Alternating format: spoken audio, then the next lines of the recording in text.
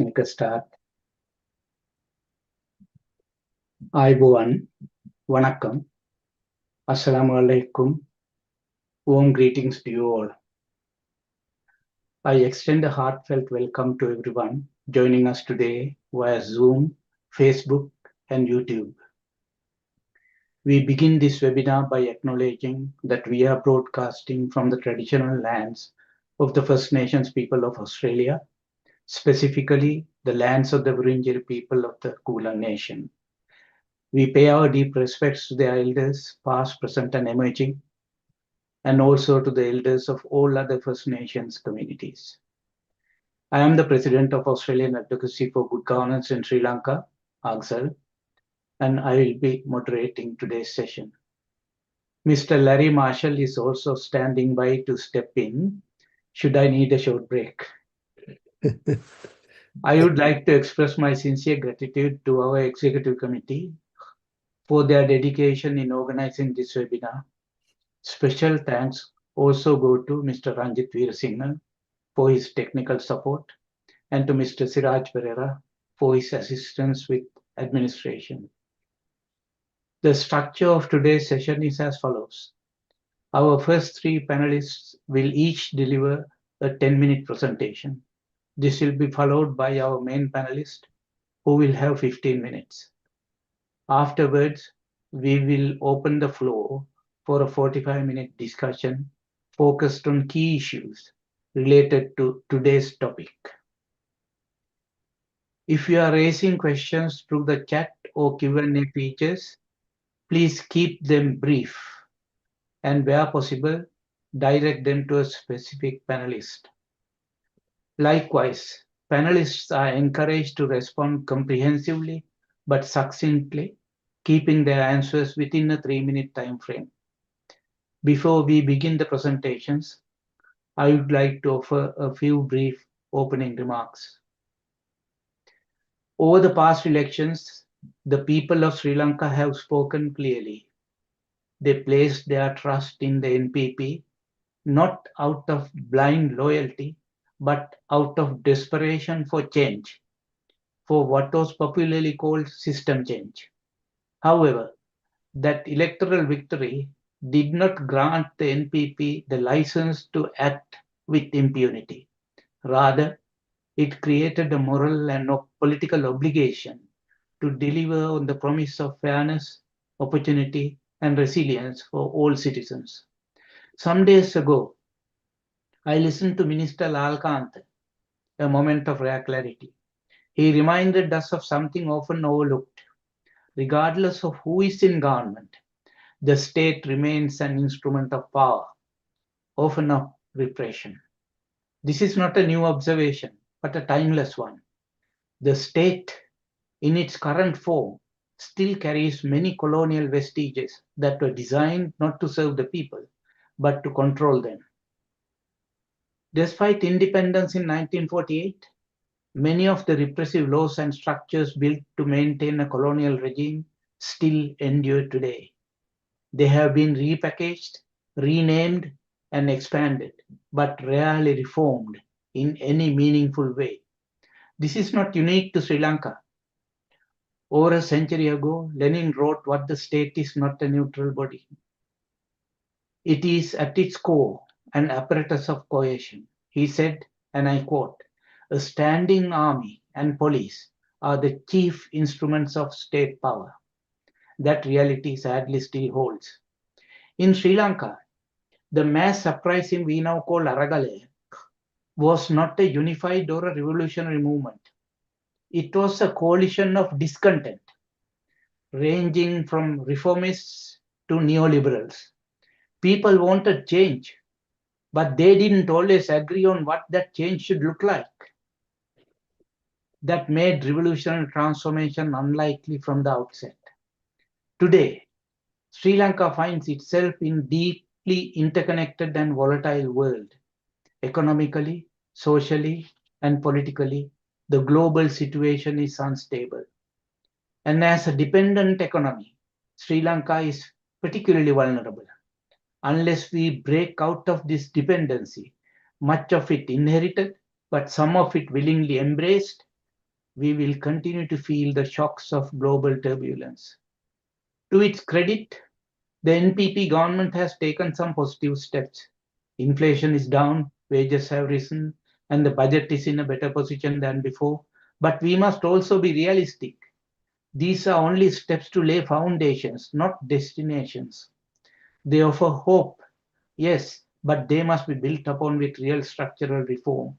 We cannot expect to overcome our current crisis without tackling the root causes: economic inefficiency, social inequality, and flawed governance. Reform must be deliberate, systematic, and participatory. But let's be honest, transformational change cannot happen in a vacuum. It requires a revolutionary spirit and, most importantly, the active participation of the people. That is the difference between a participatory democracy and an authoritarian regime. When people are engaged, empowered, and given a real say in the decisions that shape their lives, a better society becomes possible. Yet, despite the hopeful signs, the machinery of repression remains intact. The Prevention of Terrorism Act, the ICCPR Act, and the Online Safety Act, all tools of control inherited from previous regimes, are still active. These laws are designed to silence dissent, not to protect democracy. The danger is clear. Unless the government radically reforms these tools of repression, Sri Lanka risks sliding once again into authoritarianism. We have seen it before. We have lived through it. People have both elected autocrats and resisted them. This is not new terrain for us. But here is the hope. Civil society has always been the difference maker.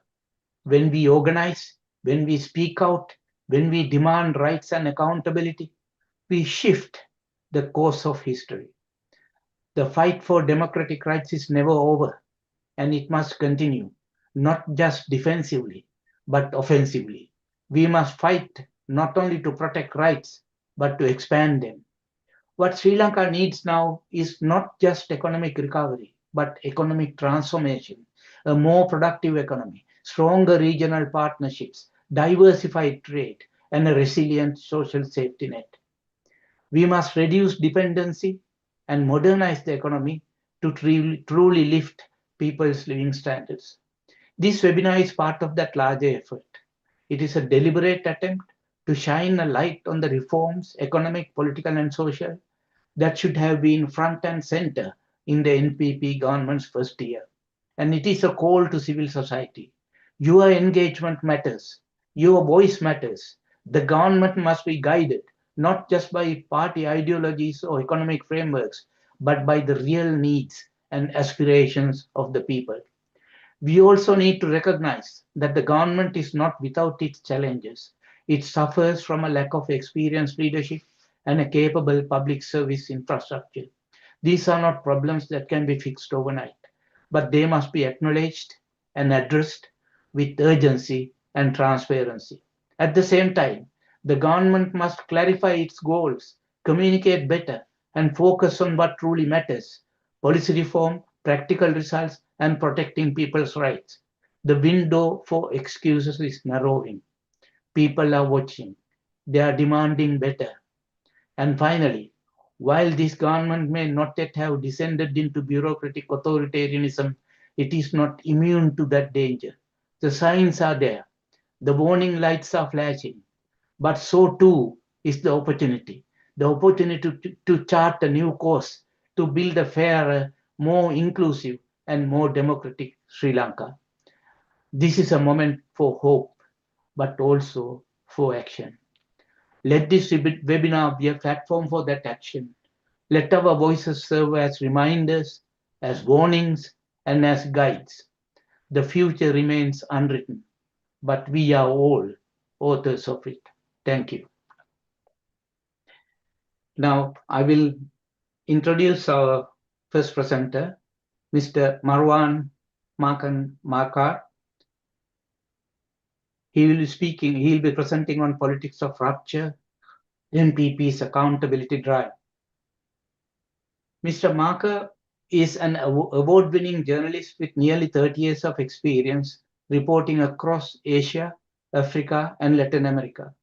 He began his career in Sri Lanka during the country's civil conflict and later reported from Mexico for Interpress Service. His work has earned prestigious accolades from the Society of Publishers in Asia, the World Association of News Publishers, and the US Society for Advance in Business Editing and Writing, including recognition for in-depth reporting on coups, religious tensions, COVID-19, and China's Belt and Road Initiative. Currently, he is the Asia Regional Correspondent for Nikkei Asia, focusing on Southeast and South Asia. Marwaan also served as president of the Foreign Correspondents Club of Thailand and holds degrees in political science, journalism, and humanities. Over to Maka. Thank you very much. Can you hear me? Yes. Thank you very much, Lionel, for the introduction. It's a pleasure to be part of this panel discussion and also to be in the company of an impressive list of speakers, all of whom are experts in their respective fields. My contribution will be from, as you explained in the introduction, a journalist perspective. I just came back from Sri Lanka after 2 months of reporting. This is sort of part of the job I do, visiting the country at least twice a year, getting a sense of what's going on, listening to people, talking to people, interviewing them, probing them, and trying to understand the direction the country is going. This visit was quite significant because it was my first trip back after having been in the country in the second half of last year to cover both the presidential elections and the parliament elections. And clearly, what really struck me about this visit was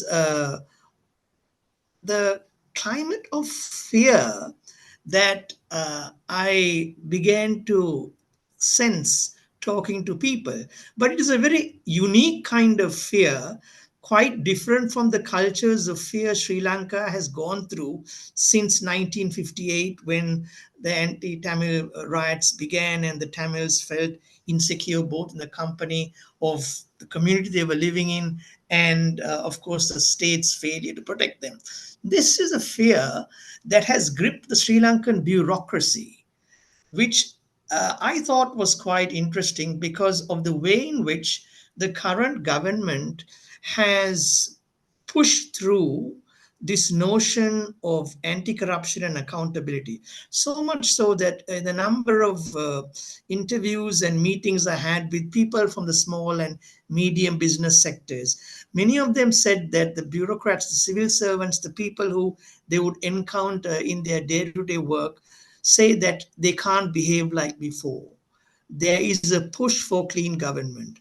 The parliamentary committees themselves are inviting bureaucrats to explain certain decisions. And consequently, uh, the bureaucrats are under pressure to perform without being oiled by the envelope that used to sort of be part of the ecosystem of the bureaucracy.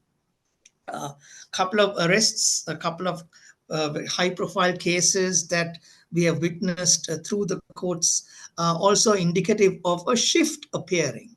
Now, I want to put this moment in context with the two previous presidential elections that I covered over the span of the last 10 years.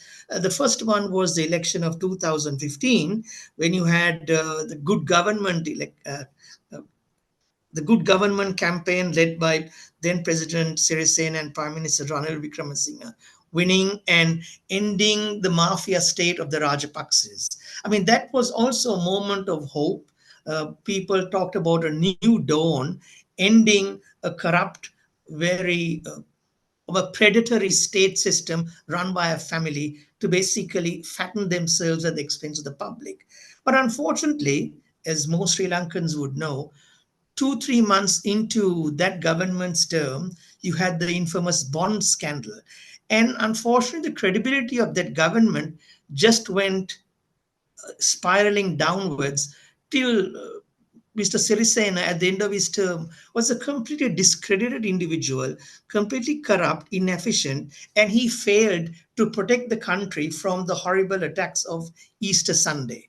So there you have a cautionary tale of a government being elected with a lot of hope for clean transparency, anti-corruption, ending up in the pits of history. There was a backlash against that, and that is how Gotabaya Rajapaksa won. And that election was interesting because that broke the general political mold of presidential elections, where you try to build a constituency that cuts across all ethnic groups. But the Rajapaksas, in, to their credit, came out with a brilliant game plan, and they had a very strong ground game to win purely on a Sinhala Buddhist vote, and they did so. But there again, it was a strange composition. In the Yahapalana case, it was Sirisena as president and Wickramasinghe as prime minister, and it was a UNP machine that helped Sirisena largely to win. In this case, it was the Mahinda Rajapaksa uh, name that was a political brand that his brother succeeded in tapping and winning. And we know the outcome of the Gotabaya Rajapaksa presidency, completely out of his league when it came to economics. He bankrupted the country. As you said in your presentation, it gave rise to the Aragalaya. And he was the first president that was forced to flee to another country, reminiscent of previous autocrats who've left, like Ferdinand Marcos in the Philippines, or even the Shah of Iran in the 70s. He was succeeded by Ranil Wickramasinghe, who was given the responsibility of restoring the economy after its state of bankruptcy. But Ranil Wickramasinghe's failure at the presidential election last year is a reflection of a person who may have had good economic agenda, but completely out of touch with the politics of the day, and added another, another mark to his continued, rather ill-fated record of being a serial loser. So the question we should ask is President Anura Kumara Dissanayaka also going to face a similar fate in when his term ends? At this point in time, it's too premature to say so, because there still is a momentum that the NPP government and President AKD is building on. At the end of the day, those who will determine his fate are two categories of Sri Lankans. The Sri Lankans who live in the country, who have made a life in Sri Lanka and who vote, and then the other Sri Lankans who still have their citizenship, their passport, who live overseas, and who, if they want to, can return to the country and vote. These two groups have what an American expression, to use a popular American expression, they have skin in the game. Unfortunately, the Sri Lankan diaspora doesn't factor in because they don't have skin in the game in terms of electing uh, governments, but they certainly can build pressure from outside to ensure that governments who are elected, you know, follow agendas that they promised. So let's look at this current government. As I said, they have creatively unleashed a climate of fear among the bureaucracy to deliver on a good public service, which I think is a positive result. There's also the culture of bribery and corruption that the business community had to experience as part of their daily life, which has reduced. It's too early uh, to say it has ended, because I think we may have to wait for reports from organizations like Transparency International or civil society organizations in Sri Lanka to look at whether money is flowing into the hands of ministers. But as of now, uh, there has not been any major scandal of a minister being caught in the act of corruption and bribery, because the NPP government is trying to live up to sort of this idealistic notion that it is a clean government, it wants to crack down on corruption and transparency. But unfortunately, what it also results is a sense of idealism. Now, this idealism is good as a theoretical notion, but unfortunately, when it comes to practical politics, it can be worrying. For instance, I mean, I picked up two stories while I was in Sri Lanka as an indicator of what's happening. When investors come into the country, at some point in time, they would like to meet the line minister who would sign off on a project. Unfortunately, what you're having in Sri Lanka, beginning with the president, who has sort of sent a message that he is rather not meet potential foreign investors.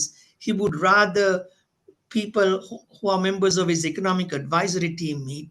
The same with the minister, because they feel that the tradition in the past of these meetings being recipes for corruption and tarnishing previous political leaders is something that they want to avoid. I mean, this kind of idealism is fine when your economy is on track, when it is strong, when it is stable. But unfortunately, what is Sri Lanka's brand today? Sri Lanka geographically is small and irrelevant. Geopolitically, it is insignificant. Economically, it is bankrupt and is coming out of, a very tough period. And politically, it has a reputation of corruption. So what this government needs to figure out is how it pushes ahead with its campaign for clean government, but also finds a way of being a bit more practical. And that is why, I thought of the politics of rupture as a way to frame my talk, because this kind of political rupture is something we have not witnessed before. uh, Previously, you had governments that campaigned on clean government, on trying to offer fair deals, but very soon they were tarnished by corruption. But so far, as I said, this government has not fallen into that trap. But the danger also is that they can paint themselves into a difficult corner where they isolate themselves from dealing with what is necessary to run the country. It's very clear if you look at the lineup of ministers who are in the cabinet, all of them are untested. They're all newcomers. So they're learning on the job. Uh, they also have packed their advisors with people who have not been part of government. They might be good as academics, they might be good as specialists in particular fields, but the challenge to run a government, to perform efficiently, is a different skill. And that is where I think this government needs to be careful. Just let me give you an example of what they have not done. Uh, you see, when the Yahapalana government was around, uh, Gotabaya Rajapaksa was summoned before the CID because because they were looking into the the murder of Lasantha Vikramatunga, who was my former boss and the Sunday leader, and Gotabaya Rajapaksa's role in it. Rajapaksa initially denied he had a role to play in it, but as the investigators were pushing his case, Mr. Rajapaksa, sorry to say, soiled his pants. And then he asked to be excused and went to the toilet. He subsequently came out and requested that he use of telephone. He was given permission to make one call. He made one call to his brother Mahinda Rajapaksa. Mahinda Rajapaksa soon after that called Ranil Wickremesinghe, who was the prime minister at the time. Wickremesinghe calls the CID and says, "Look, this man is sick. Let him go. He'll come back again." Mr. Rajapaksa never came back. So I just want to end with how interference in the past has certainly undermined governments that claim to campaign on good government. So far, there has been a rupture to that culture.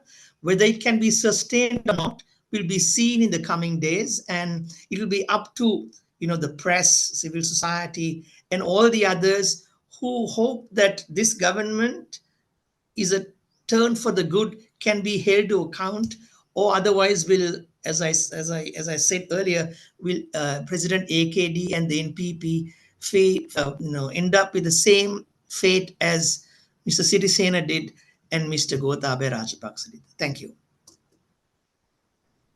Thank you, Mr. Macan-Marker. And you raised several important points, some of them controversial, I would say, from some point of view. But I think those points could be discussed at the Q&A session a little bit afterwards. At this point, I want to just make an announcement. Give me a second. Share.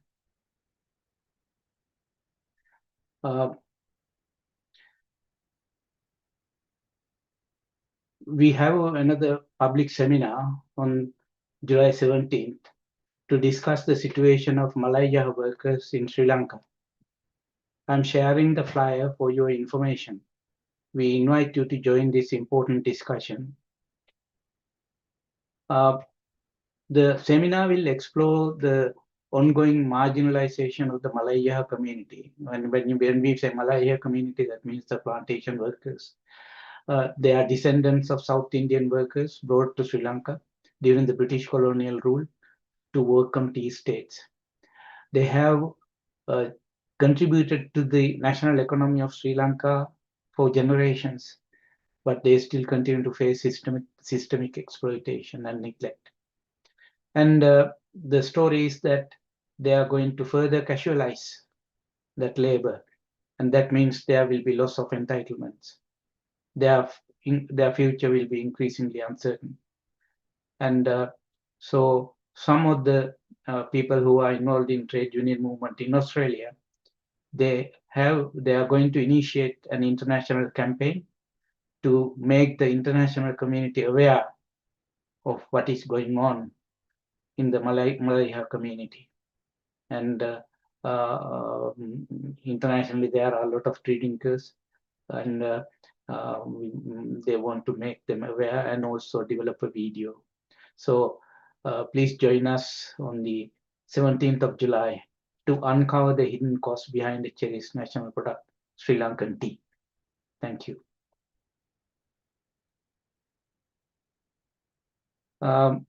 Next, we have Dr. Gehan Gunatilleke presenting on laws that threaten human rights in Sri Lanka. Dr. Gunatilleke is a lawyer by profession and human rights scholar, currently serving as a commissioner of the Human Rights Commission of Sri Lanka. He is a founding partner of Lex AG and previously served as research director at Verite Research. Dr. Gunatilleke holds a Doctor of Philosophy in Law from Oxford University and a Master in Laws from Harvard, having been both a Commonwealth and Fulbright scholar. His research explores identity politics, ethno-religious violence, and constitutional law in Sri Lanka. He has also advised the Sri Lankan Foreign Ministry on international human rights treaty compliance. Over to Dr. Gunatilleke. Thank you very much. Thank you for this very kind invitation to speak at this event. I want to begin by suggesting that we as citizens, we as persons, when it comes to the law, we expect that the law will promote our good. So in a sense, the law is supposed to be a public good. But the Sri Lankan legacy, as far as the law is concerned, has unfortunately been the opposite, where law is supposed to protect citizens, protect people from abuse, from harm, from violence. The law has instead become a tool of repression, of violence.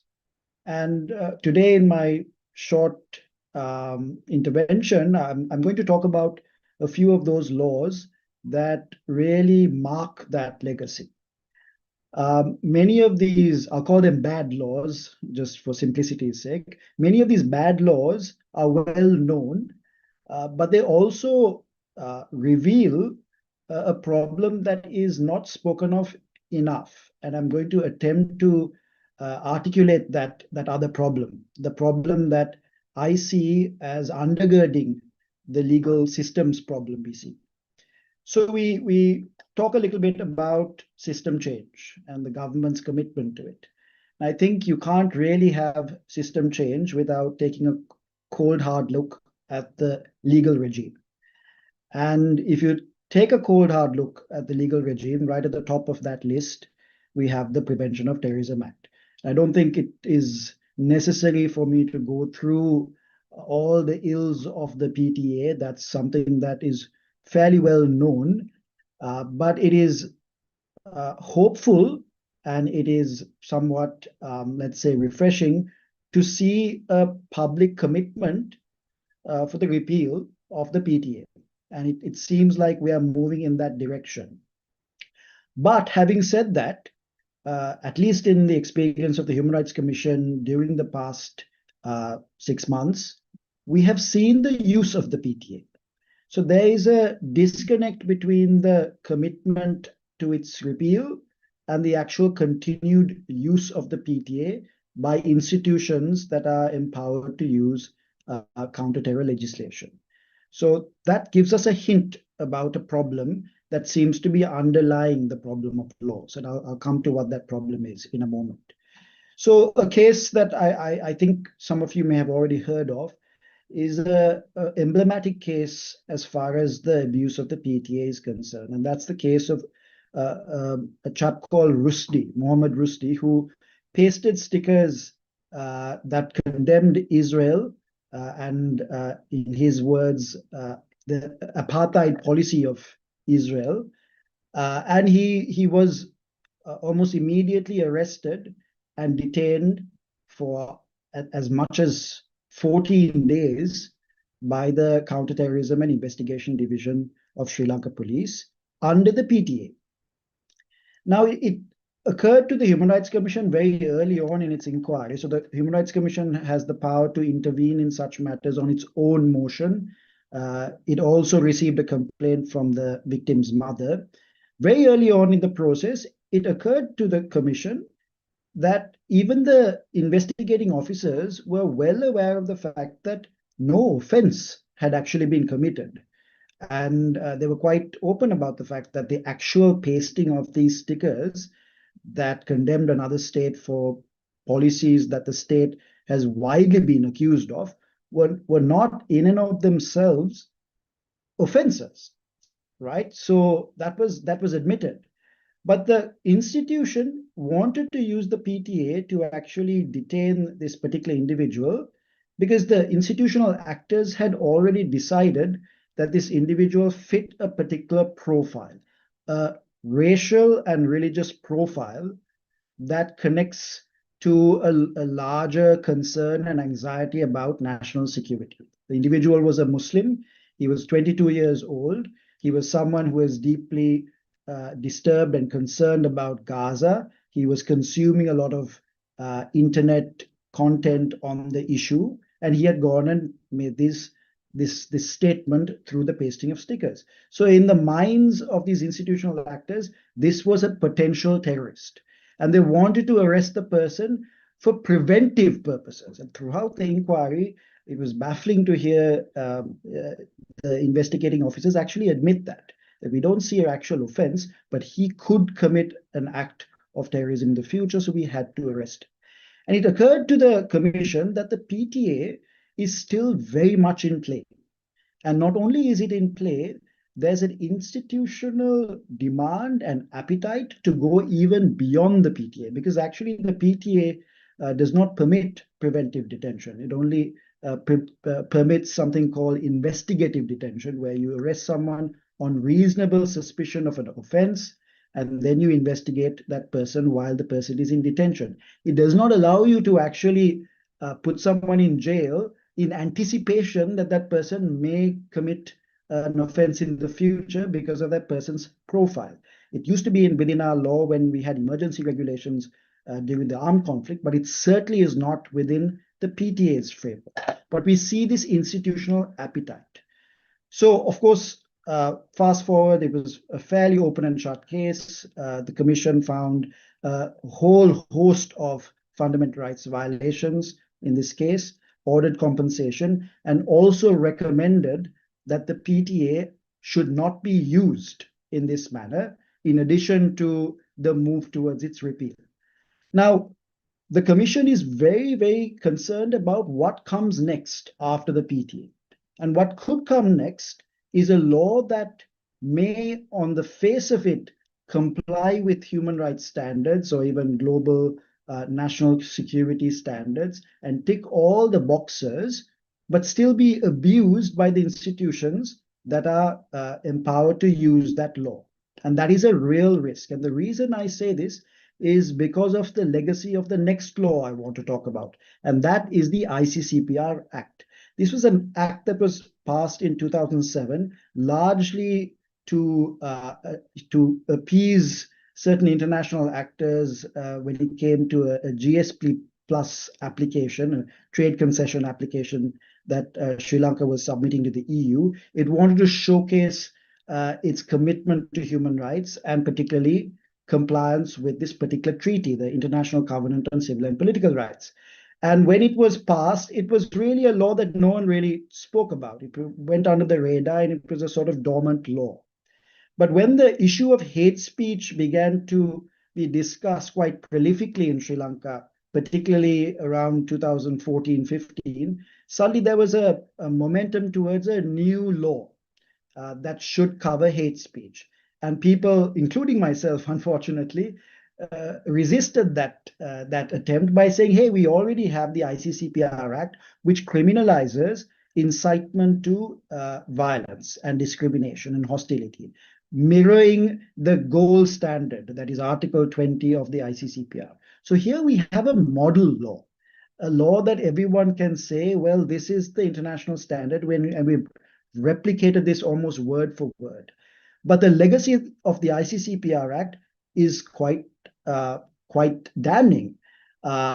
We've seen the law being overused in terms of targeting blasphemy. So whenever someone has said something critical or offensive, targeting the majority religion, Buddhism in the country, regardless of that person's identity, the law has been used to arrest the person and keep the person in custody for a prolonged period of time until eventually the Attorney General says, well, this has nothing to do with blasphemy, so the person is released. So the punishment is meted out through the ICCPR Act and the difficulty to obtain bail under the Act.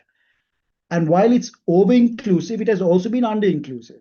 There have been scores of instances where there have been actual incitement to violence targeting the minority community, particularly Muslims and Christians, and those individuals have not seen any accountability under the ICCPR Act. So it's been over-inclusive and under-inclusive at the same time.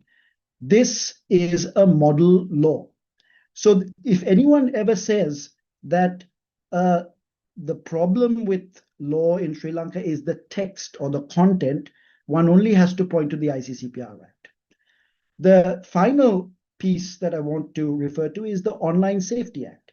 As mentioned before, there was a struggle in Sri Lanka. There was an Aragalaya in which people openly criticized the government of the time. They went to the streets and pushed a government out, pushed its leadership out. And the results of the presidential and parliamentary elections last year were the culmination of that struggle.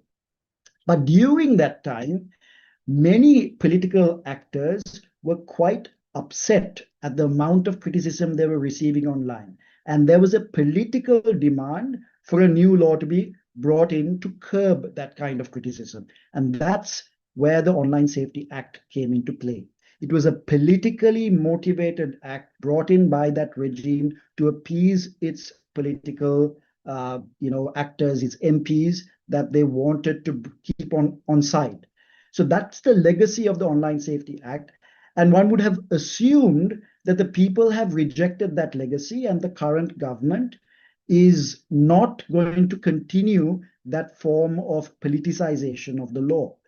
But we've not seen the government come out and say that it is ready to repeal the Online Safety Act, right? Despite the fact that amongst all these laws, it was the only act that the UN High Commissioner for Human Rights actually articulated condemnation of. He said that this act should be repealed. When he came to the PTA, he said there should be a moratorium and a commitment to repeal, but he said very specifically, Online Safety Act should be repealed. So it's another instance where the institutional actors behind this law seem to want it on the statute books as an additional tool to use in case of an emergency, in case they need to use it. So what's the real problem here? I want to end with a thought that our problem is not necessarily the text of the law or the substance of the law. Our problem is institutional. The problem that we face is that institutional actors, whether you have a good law or a bad law, are continuing to act in bad faith. And until we really take seriously the institutional problem we have, particularly with law enforcement, certainly with a variety of other actors that exercise political power, until we take that into account and we are on a project for true system change in terms of institutional change, empowering them with further laws is, in my view, extremely dangerous. So we should be looking to repeal the PTA, but not replace it with another law that institutional actors that can act in bad faith can use. We should be looking at undoing the Online Safety Act completely and not looking to reform it or tinker with it while institutional actors can continue to abuse it.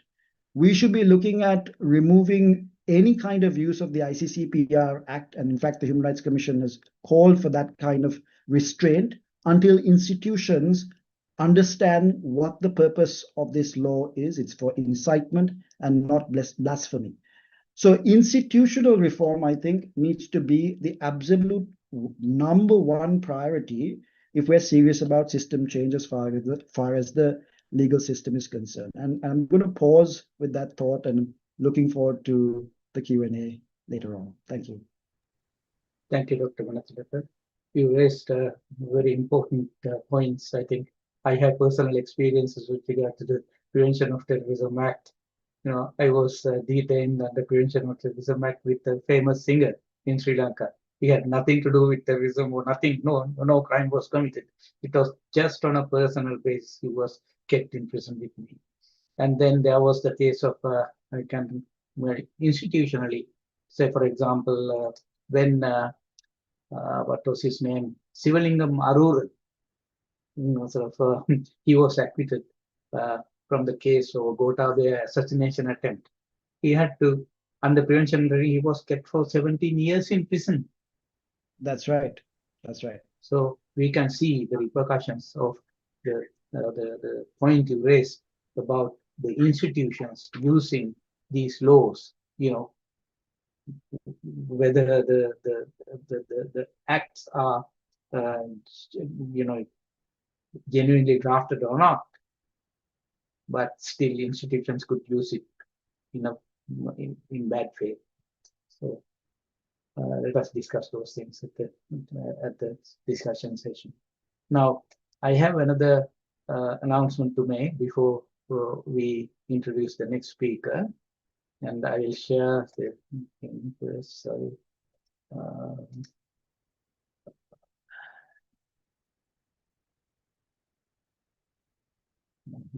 Share this.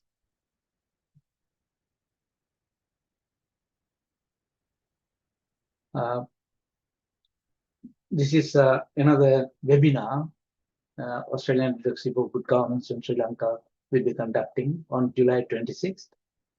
Abolition of executive presidency and a new constitution for Sri Lanka, which is also a very topical subject. It will be addressed by Dr. Jampati Vikramaratne, President's Council, Mr. Upul Kumara Peruma, President's Council, and Ms. Ermitsa Tegal and Ms. Swastika Arulingam. Again, you got the wrong for Swastika. Swastika, yes. And again, I'm not sharing Swastika. Sorry, beg your pardon. It's Ambika That's not Satyanarayana. swastika. It's Probably put in Ambika the picture then. Satyanarayana. No, not Ambika. Ambika can't make it. Is the photograph Ambika's? Yes. Yes, Okay, yes. so it must be wrong. Changed So, photograph. okay, yeah, I'll have to get it. This swastika lingam. Yeah, I think these four are the proper ones. So yeah, they are the taking part. So I'm just indicating that there will be another webinar. All right. Now, Ms. Shreen Abdul Saroor is well known to us. She has been taking part in several previous seminars, which she conducted several years ago under the Rajapaksas and previous regimes. She will be speaking about accountability and aspirations of non-majority communities. Ms. Saroor is a prominent peace and women's rights activist, known for founding the Mana Women's Development Federation and co-founding the Women's Action Network, a survivor of the 1990 expulsion of Muslims from northern Sri Lanka. She has dedicated her life to supporting war-affected women and advocating for legal reform.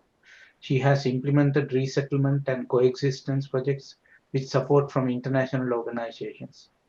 Her work has earned her multiple international human rights awards, including the UNDP's Peace Award, which recognizes women's efforts to promote peace, gender equality, and women's empowerment, especially in conflict-affected areas. She was also awarded the Franco-German Prize for Human Rights and the Rule of Law. Over to you, Ms. Saroor. Thank you very much for the invitation. And also, Marwaan and Gehan, thank you very much for opening this up, because my job is going to be easy. So I will also skip the Malayaha Tamilar, because you all are going to have a whole webinar on that. So right now I'll focus on, in this particular moment, I'll focus on the Tamil community and the Muslims in the context of the new government and accountability and what is happening right now. And also I'll touch upon the masses as well. So as Marwaan pointed out, there is this positive prosecution when it comes to addressing corruption in the country. And we see some results in that processes, but at the same time, some of the things that are, like we are observing on the ground is that people don't feel, there is no feel good factor, because the cost of living is huge in Sri Lanka. It has not gone down. The food prices are very heavy. Electricity bill is increasing again. Petrol price is increasing. So the masses, the average community does not feel that something is that they are benefiting out of this. So I think NPP government should understand that part of it. Still, they are with direct tax. I think at some point when Ranil Wickremesinghe took over, he imposed a wealth tax and property tax. That really worked, because the wealthy people need to pay more. And I think NPP government need to think about that, so that the poorest of the poor and the masses feel good about what the NPP government is doing. And this is a must, and they call themselves Marxists. I don't acknowledge, but they need to understand that part of it. If they are social liberal, if they are implementing those policies, I don't see in their tax policies what they are preaching, whether it's happening.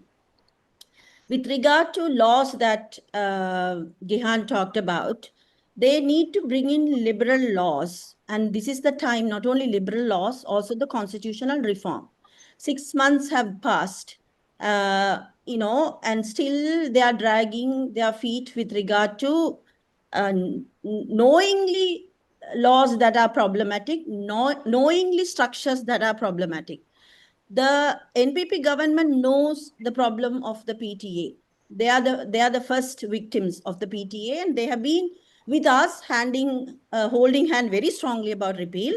But now the president himself, just before the local authority election, which rebounds very badly on NPP with regard to Muslim vote, he went and justified why their government is using the PTA, saying that not only Muslims and the Tamils, but we are also have taken Sinhalese, 8 of Sinhalese into custody using the PTA. This is not the way that the president is to talk about this particular draconian law. And also he justified saying that the Muslim community is becoming radical.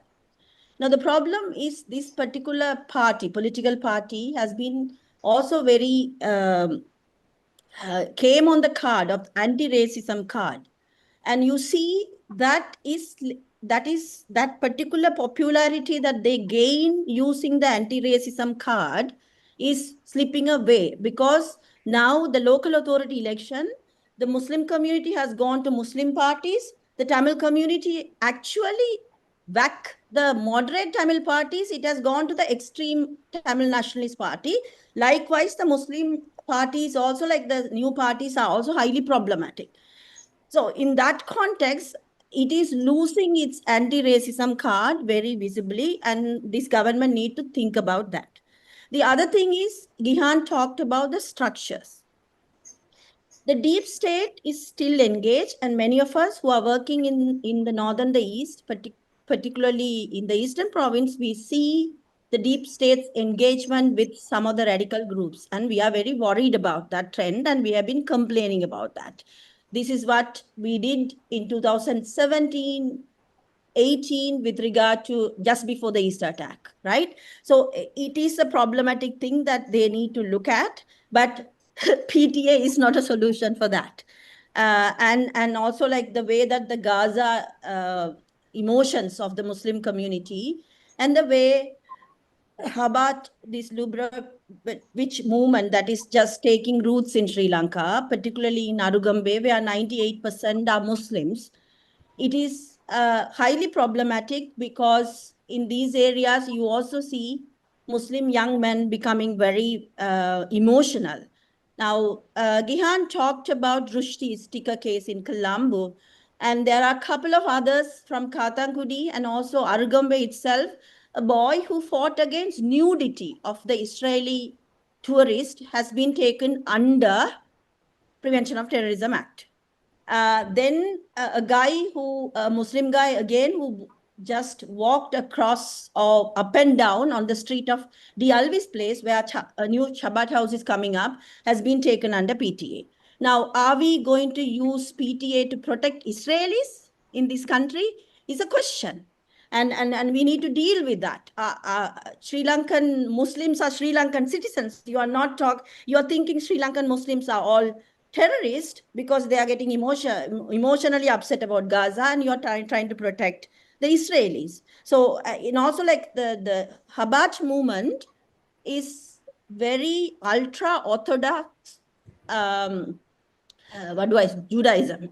So we already have Bodhubala Sena, Sinhala Ravaya, RSS, Ravana Sena, and all these things in the eastern province. And then this Chabad movement coming into Sri Lanka is hugely complicated. And I don't know whether this government is proactively looking at this issue, particularly in relation to Muslims. And the other thing that I want to put it on the table is with regard to, I have a lot to say, so that's why I'm just wondering. The recent move by the president with regard in the north, taking over 5,000 of land, or almost taking over the Gazette. Now, JVP and NPP knows the cause, the root cause of Tamil people's struggle. It is land. It is the resources, right? So, a government that says it's going to treat people equally, that also I have a problem, is going into northern province and gazetting about 5,000 odd acres of land to be taken over just before the local authority election. What a mess it is all about, right? So to date, President has said we are holding on, but it is now in court. Because the government has not withdrawn after telling them the whole issue of how they are hurting the feelings of the Tamil community. The other thing that Gehan talked about is about structure. Now, the Justice Ministry is one point that many of us civil society engage, because this government is not engaging with civil society. And they think that they have their own civil society. Therefore, the previous civil society that has been working on various issues are taken very, what do I say, with a pinch of salt, or anything that we say is something being seen as, oh, these people are Yahapalane people associated with Ranil Wickramasinghe, and there are all labels, right? So in that context, recently when the High Commissioner visited Sri Lanka, Chemmani is an kind of the unit, the mass grave that is being investigated. It's a live mass grave. So many of the families of disappeared wanted the High Commissioner to go to the Chemmani mass grave. And this government facilitated the process until the day that the High Commissioner visited Jaffna. We were under the impression that the Justice Ministry would facilitate this process, because this is the mass grave has been investigated.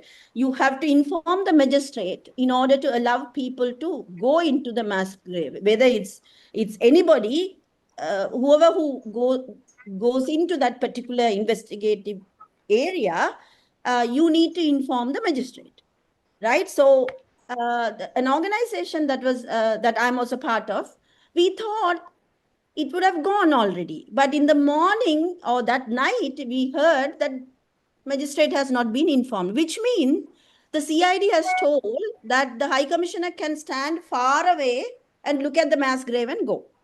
What is the victim community asking? They wanted international observation. They wanted international engagement. This government knows that, right? They have jokingly called all of us Geneva people, right? That's the name that we have with the NPP, right? So they have not applied, right? So a group of lawyers have to go in the morning, the very day that High Commissioner was visiting, to get the court permission for the High Commissioner to go into the area where the mass grave is. Now, this is willingly or unwillingly, this government is antagonizing the very victim that they are saying that they are going to give justice. And they are also in Geneva Circle, they are saying they are going to give some local processes. So if anybody want to work on these issues, the truth lies in the mass grave. There are about 640 odd people disappeared during that period of time. The mass grave, now we have found out children, pregnant ladies, various people have been buried. And if you are not facilitating that process where there is a very, what do I say, a good environment, I would say the magistrate is interested, there is a JMO, the skeletons can be preserved in Jaffna University, antemortem data can be taken and preserved in Jaffna University. What do you do if you really want to find out truth and give justice, and you don't want to engage in the international process? You need to promote those processes in country. And I don't see that is happening with this particular government. And also I have a problem with regard everybody should be treated equally. In this country, in the name of majoritarianism, Tamil community has suffered for a prolonged period of time. After that, Muslim community has suffered. You can't ask a very able person and physically challenged people who have suffered so much, run 100 meters race and become first. You have to give affirmative action. Where are those affirmative action with this government? You don't see much. And this government has 159 seats, and this is the government that has been talking about oligarchies, autocracies before. If they are not touching the executive presidency, that is one of the main demand of Aragalaya, not so long ago. And also they are not talking about 13th Amendment to the Constitution. They are going to come up with new solution. What is the new solution? So far, none of us know what is the new solution for the war crime committed in Sri Lanka. What are they going to offer to the Tamil community? So in that context, not only structural reform, constitutionally, a reform is very important. An acknowledgement for what happened to the Tamil community is very important. If at all, more than the 13th Amendment plus what they are going to give. And the structures.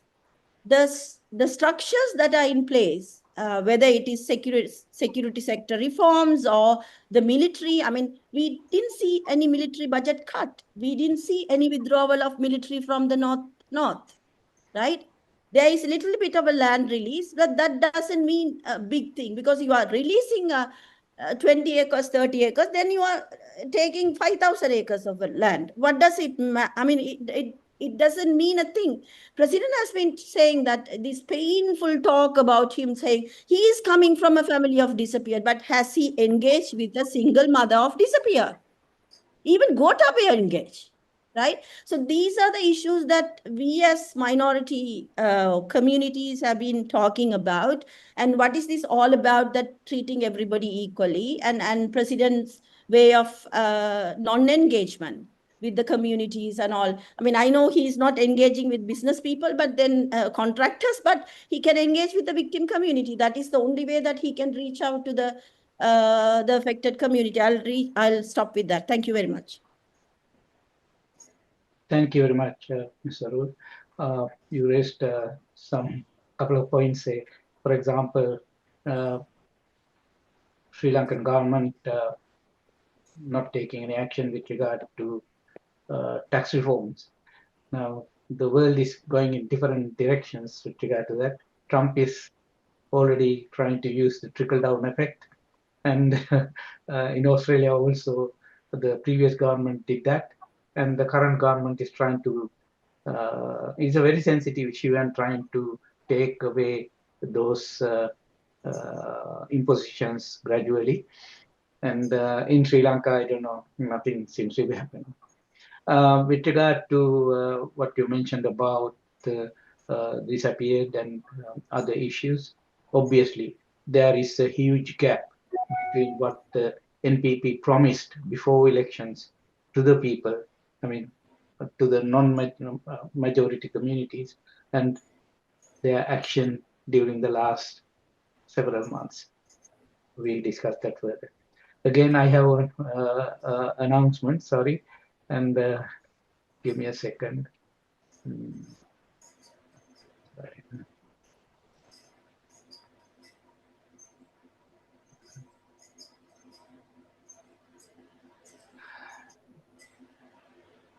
Now, this is still the last announcement.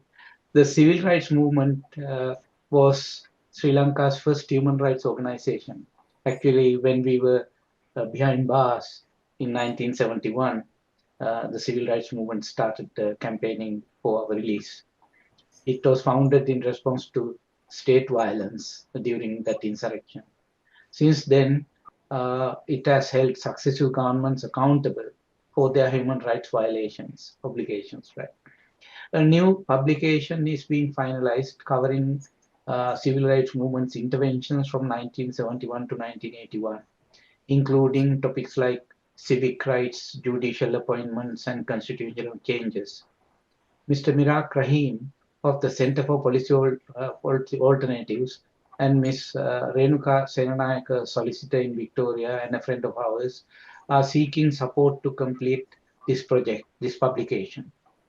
We at Australian Advocacy for Good Governance Sri Lanka, AGSL, would greatly appreciate if you could help.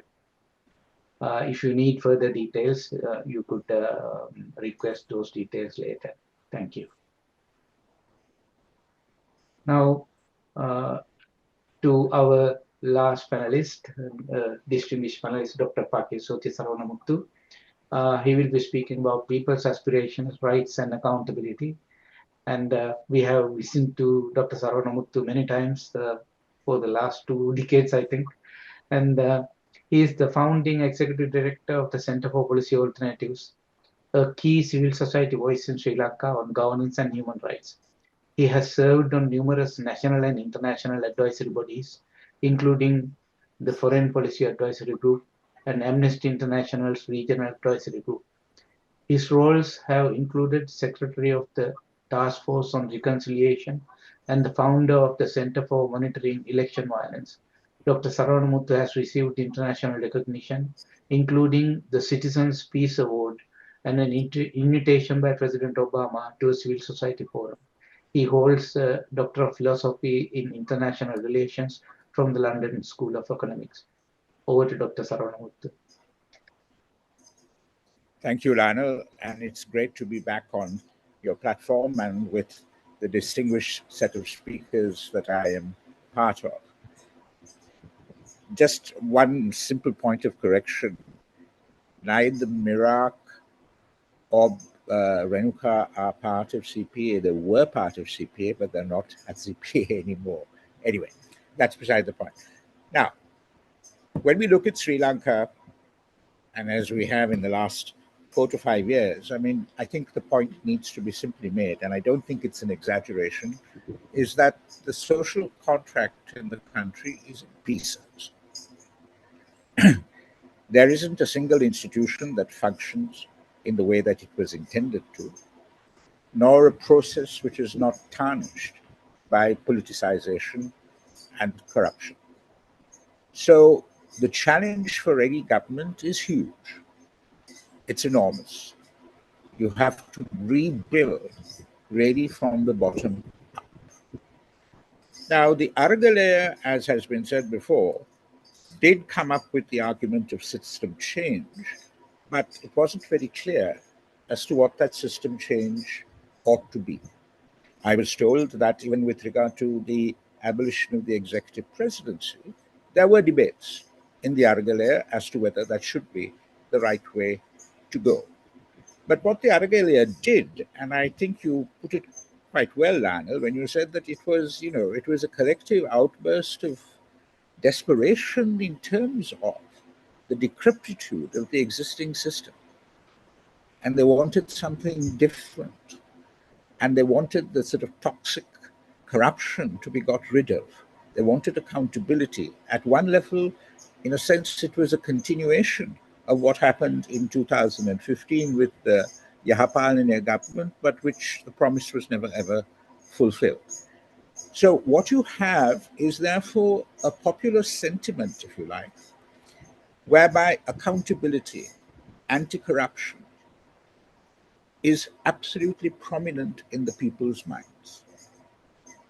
And in that respect, the JVP NPP government that came into power with President Dissanayake and then the 159 majority of seats in parliament, I think they tapped into that. They tapped into that and they came forward as the only political actors, in a sense, who are untainted by being in government before. And they brought in a whole new idea of government and governance. And also, there were people who were not seen to be part of the old elite. There were new, fresh faces. Now, that has its plus signs and its downside as well. The actions of the government on the corruption front, I think, are to be commended. They have done a lot of work with regard to that.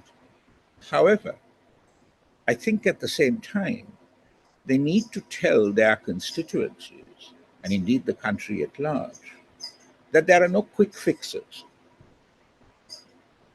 You can take someone, arrest them, get them to make statements with the CID, TID, they may come out on bail or they'll be held in remand, etc. But that money is not going to come back in a hurry, particularly the money that is held outside of this country. Yeah. So whilst the arrests and all of that are sustaining this notion that, yes, this is a clean government and it is committed to doing anti-corruption and all of that, there's going to come a point in time where if there are no concrete results out of this, people are going to start getting frustrated. Moreover, there is also the tendency that we see now that people are beginning to think that the action on the anti-corruption front is not exactly smoke and mirrors, but it's a distraction from the lack of action with regard to growth, with regard to the economy, with regard to those things that are going to take the government forward and the country forward before 2028. A problem there is that the government maintains that no, they are doing things.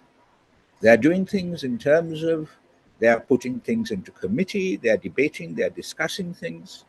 But the question I ask is, where is the real power in terms of decision making in Sri Lanka today?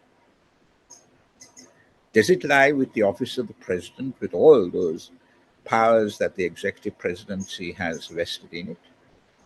Does it lie with the cabinet? Does it lie with the JVP? Does it lie with the NPP? Who is the NPP? What is the NPP?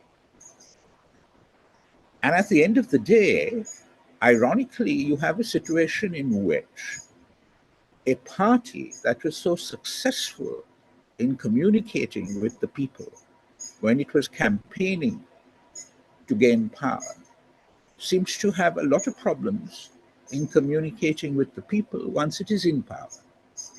As someone said, they campaigned in poetry, in verse, and now they have to try to govern in prose, and they're getting themselves all into a tangle as a consequence. There are fundamental questions that the government needs to address. Okay, they have to operate within the IMF framework because they have chosen to do that. But there are questions that stand out that they really do need to pull their fingers out and address in terms of growth as far as the economy is concerned. Look, there are 1.4 billion members of the public service. The government nevertheless says that it is going to take in another 30,000. Because of those 1.4 billion people, they can't find the people with the sufficient capacity, the capability, the expertise, the experience to do the work that they want to do. 1.4 billion people in a public service. It's unsustainable. We are moving in the 21st century into an era of digitalization, of AI. We have an aging population. Is anyone addressing those problems? I don't see that happening. Then again, state-owned enterprises, from Sri Lanka to any number of others, they are sustaining losses into millions. Now, we have to come up with 13 billion in foreign reserves by 2027 before we start paying our debt. We are talking about a 5% increase or 5% GDP growth rate. Is that sustainable for us to get out of this mess, or we will have to go back to the IMF in 27, 28? And remember, that is the time of the next presidential and general election. The context will change. If we don't deal with these problems, start addressing them, and granted, they're not things that can be done overnight, but if the trajectory is not in terms of symbolizing a demonstrable commitment to deal with these questions, then I think we're going to have a very rough time come the next 5 years or 4 years. So, whilst the government is telling us that they're focusing on corruption, and yes, they're going to focus on the economy because the economy is the thing that we have to get right, they're therefore overlooking the other dimensions. People have spoken about the PTA, OSA, Online Security Act. We've spoken about also, well, or no one yet mentioned the whole question of reforming the AG's office. Surely, is it the case that this government can only deal with one issue at a time? That they can't multitask? They are not reaching out to civil society, as people have said, and as far as I know, they haven't. Now, why is that? Do they have a civil society that they identify as being much closer to them or being more authentic? Because a civil society that has been referred to in the past has been associated with Yahapalanir and all of that. Do they not recognize that most of civil society wish this government well and want to see it succeed? But they seem to be locked out of that whole process of decision making. There is a crying need, and I think only the JVP NPP government can really do it. There is a crying need to address what I think is a fundamental problem. People might well disagree with me. A fundamental problem in Sri Lankan politics is the culture of entitlement. The culture of entitlement, which says that you can free education, free health, free university education, job in the public service. There are no key performance indicators. You're looked after from womb to tomb. The president the other day referred to it, given his pragmatism. He referred to the culture of entitlement, but he didn't go on to say that, look, we have to change it. We have to change it. We have to deal with the 1.4 million members of the public service, who are probably 90% of them JVP NPP supporters.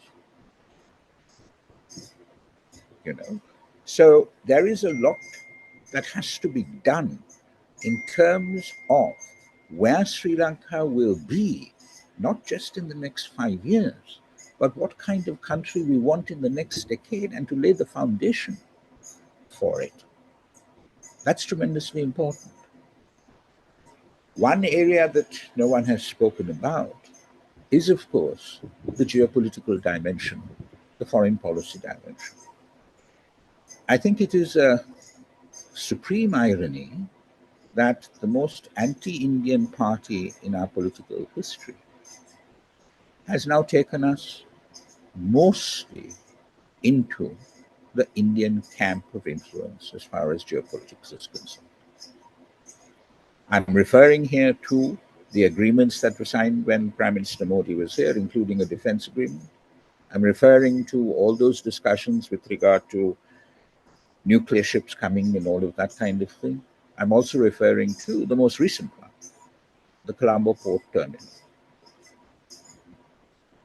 Now, I think the issue that we have to face here is, does Sri Lanka have any leverage to use with Delhi in terms of what its position is going to be?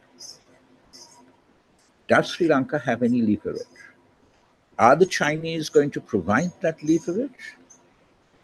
But as we know, India is our neighbor.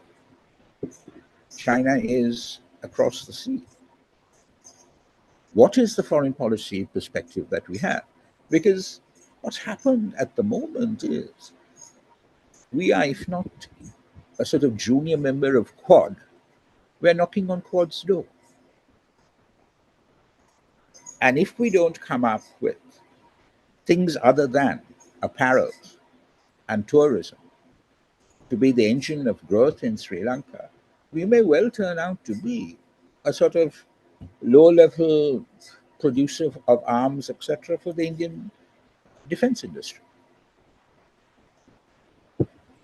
Now, I personally think that the economic interdependence with India is unavoidable, and it's not a bad thing. If India is going to be the fastest growing economy in the world by 2030 or 35 or whatever, Sri Lanka just so close to its borders, are we going to turn around and say, look, we're not going to get involved with Big Brother because we will lose our sovereignty? What is the sovereignty that we're talking about?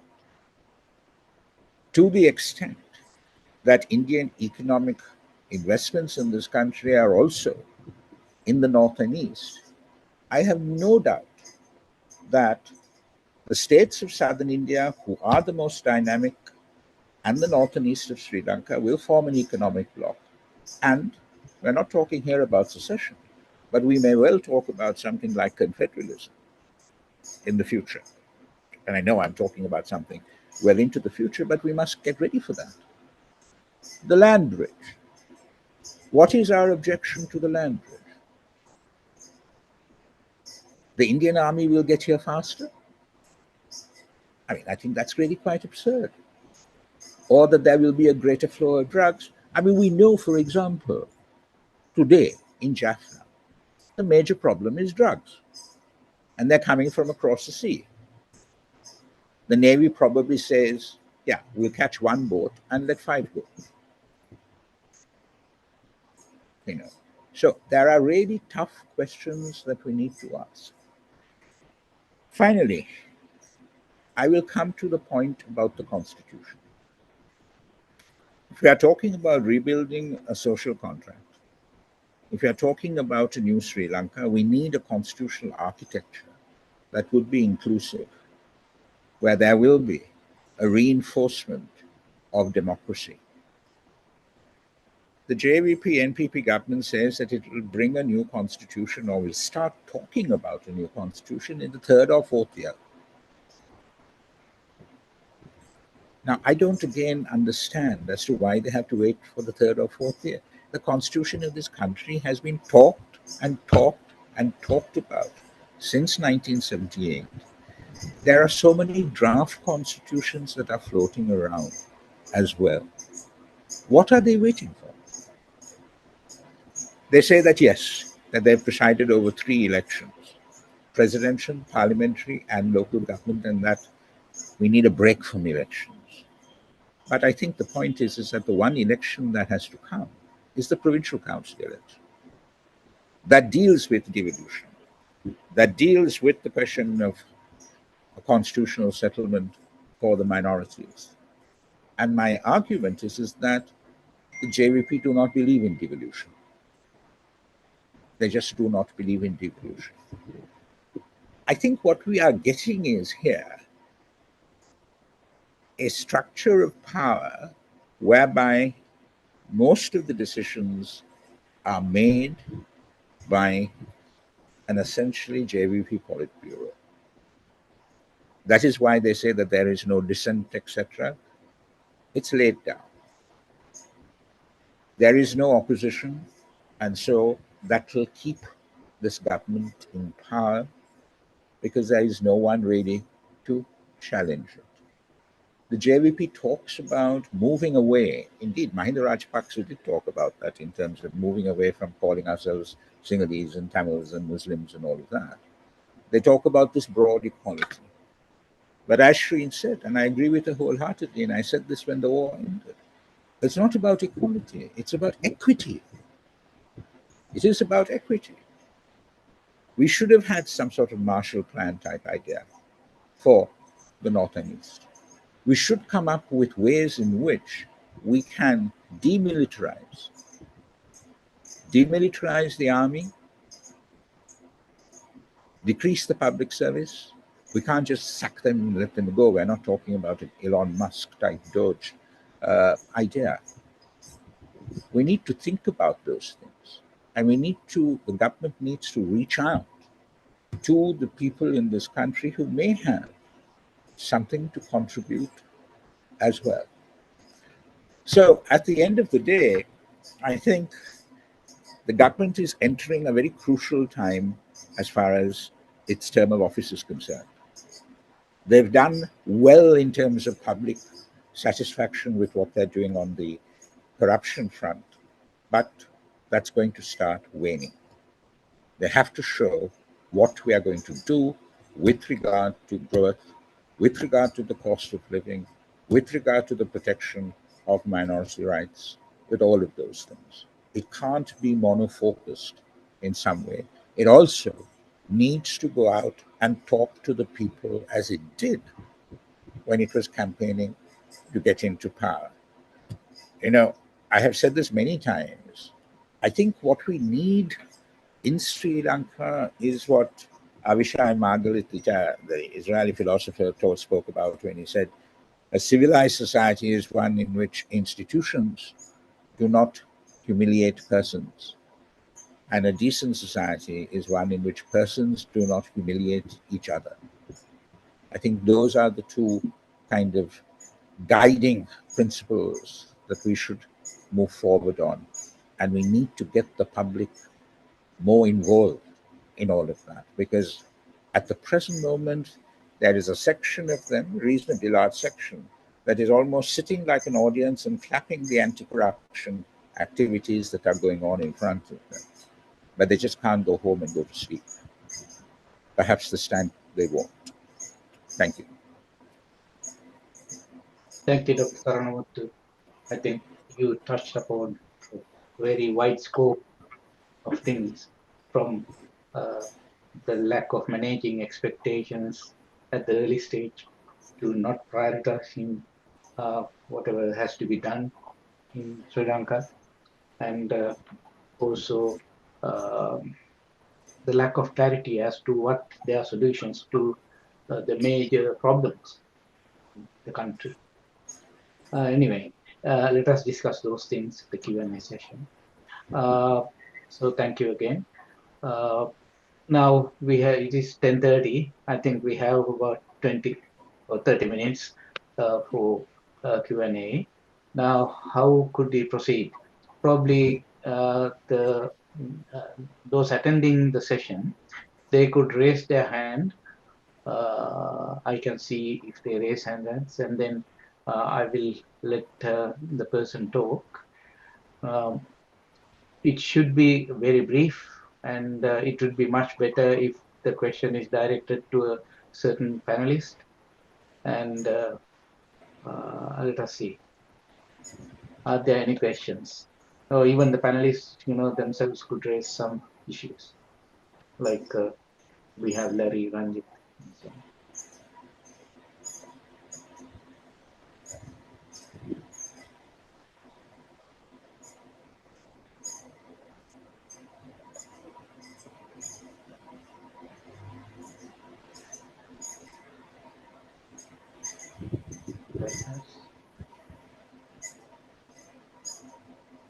Everybody satisfied with those talks? Nobody is raising any questions.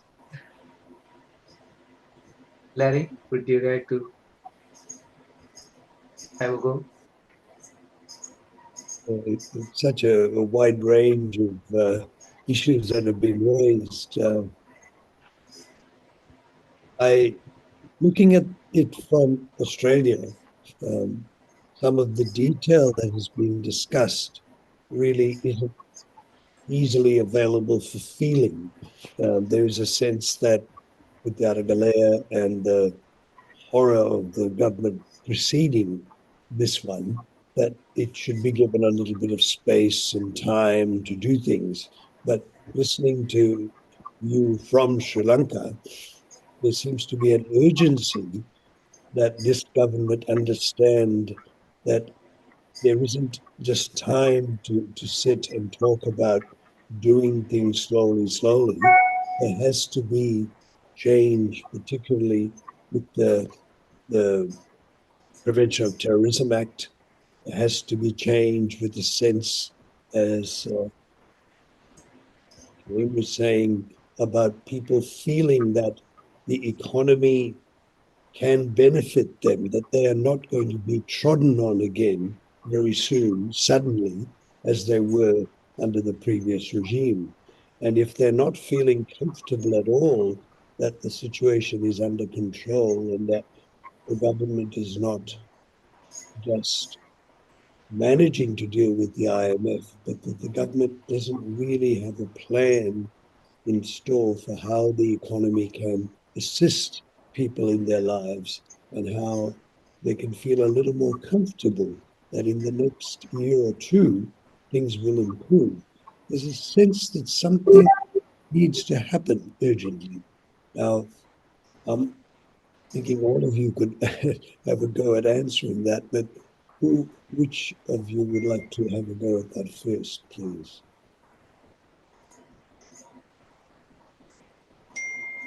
Thank you, Larry. Anybody is going to?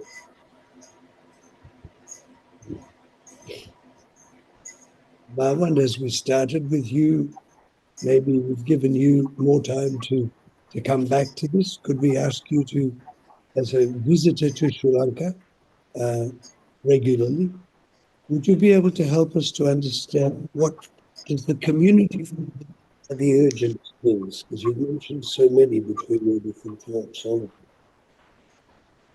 I think the Sri Lankan electorate has demonstrated an extraordinary amount of patience because those at the poorest and the lower middle class are the ones who have borne the brunt of the economic pain during this period of economic transition. Yes. And the patience is borne by the fact that they are hoping that they haven't seen it yet, there is going to be a light at the end of this dark tunnel. Mm. And I mean, the satisfaction that people are deriving from the anti-corruption drive is very much a part of the public conversation. You have high-profile cases of ministers who've been given hard labor. It seems like although they have a super majority of almost 160 people, MPs in parliament, that absolute majority has not resulted in them intimidating the criminal justice system in who they are going after. So there's been space for the system to proceed as it should. But I think the point Sarah mentioned, and it's worth repeating, is this cannot end up like a Roman circus as a distraction from what policies are needed for the people to enjoy material benefits and for the sacrifices they've made, in electing this government to pay off. I mean, the clock is ticking. I mean, they might be able to survive another year, but look, the if the past is any prologue, Gotabaya Rajapaksa, won with this amazing swing with the Sinhala Buddhist constituency that were hoping that he will deliver a new Shangri-La. But in 2 years' time, he was heading for the exit.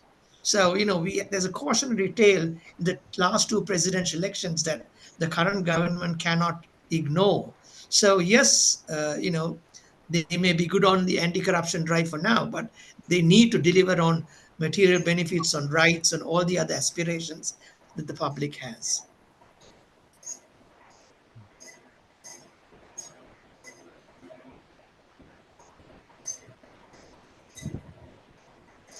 Sorry, I had to run for a bit. Yes, Just want to raise a question about the expected constitution, hopefully. Now, there have been many attempts. I will raise this question with Dr. Saravanamuttu. There have been several attempts to develop a new constitution. Say, during Dr. Neelan Tiruchellam's time, and then during Vikram Singh presidency with Jampati and all that. And then there are other drafts, say, for example, that Mr. Nagananda Padukku had developed something and it didn't attract much of attention.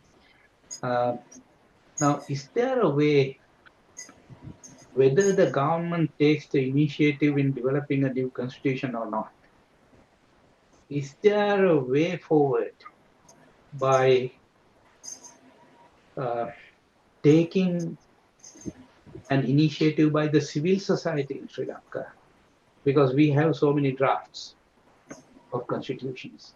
And considering the important aspects of those constitutions, say, for example, devolution of power, or whatever you call it, and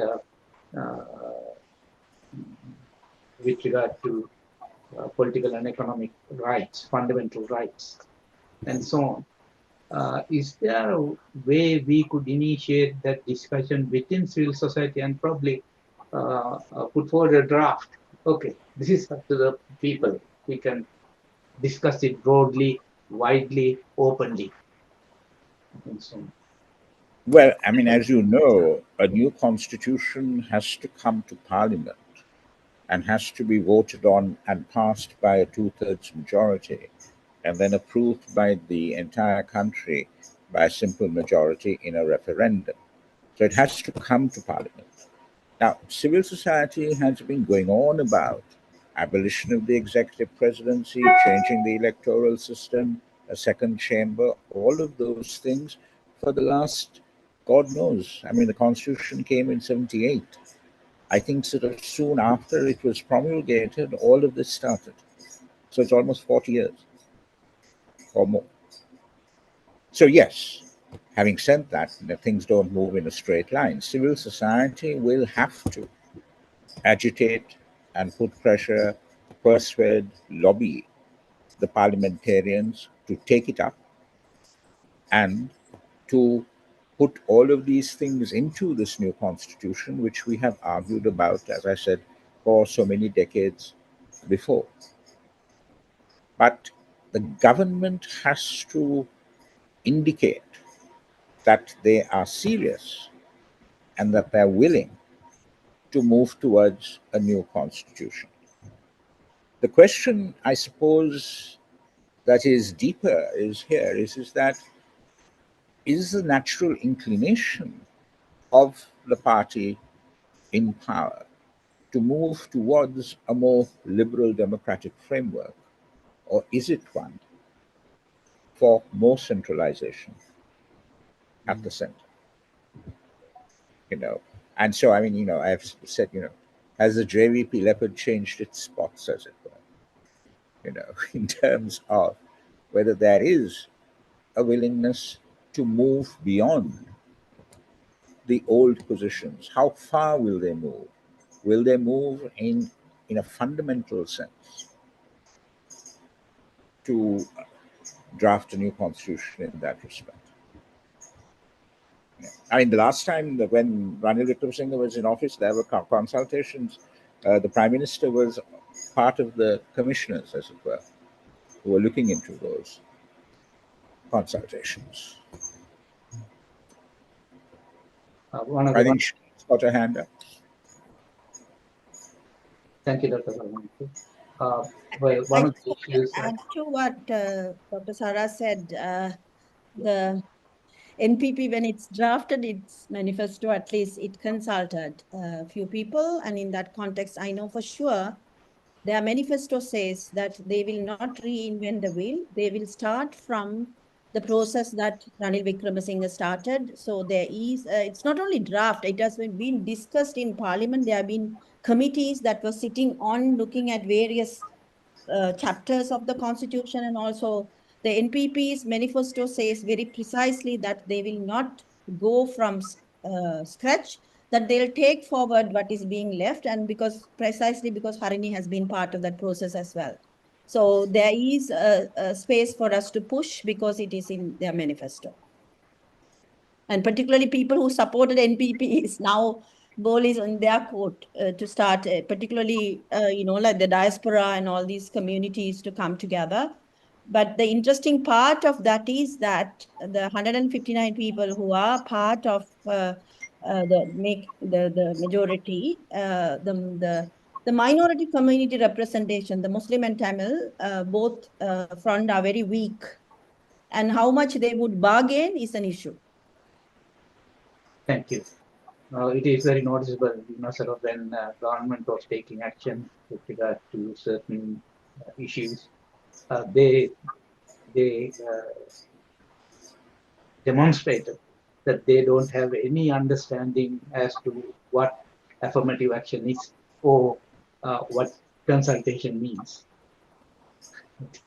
Anyway, now there have been two questions raised. I will allow first Professor Paul Komsarov he has put the question on the step line. Would Professor Komsarov like to talk? You can, I will unmute you. So could you unmute Ranjit? Yeah, I'm just looking forward to now.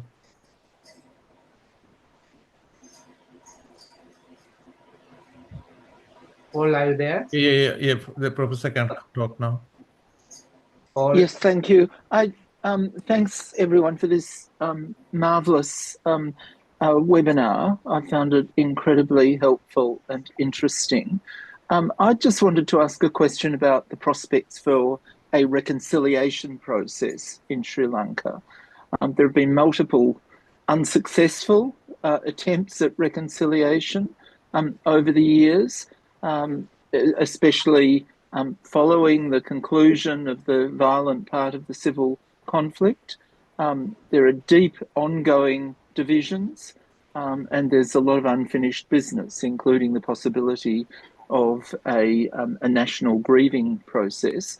Given the current new political departure, which has opened a narrow window which may not last forever, what are the opportunities that are available, and what steps should be taken now?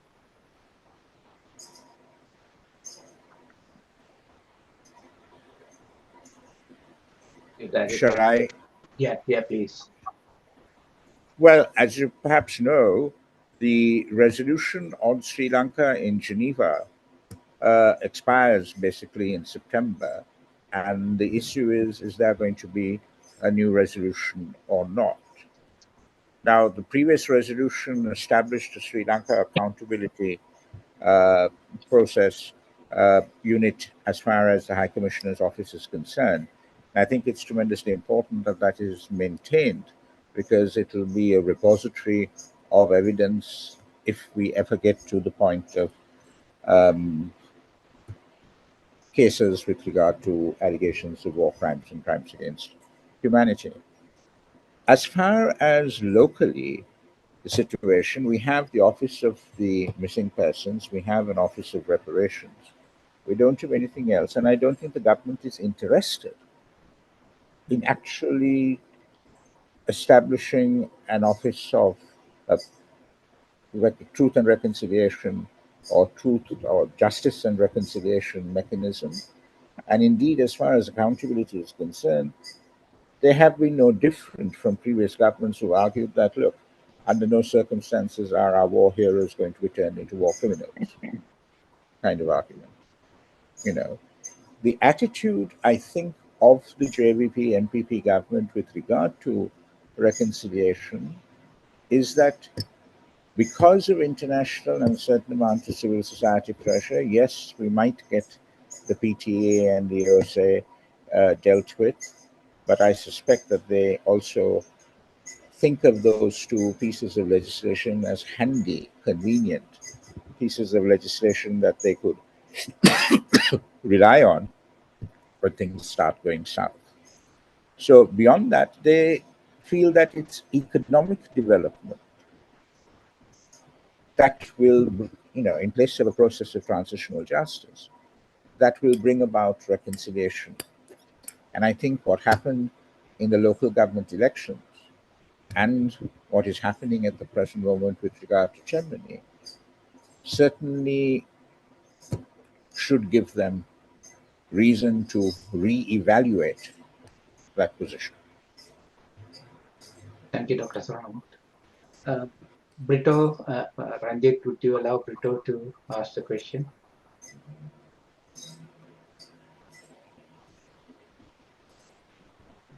Brito?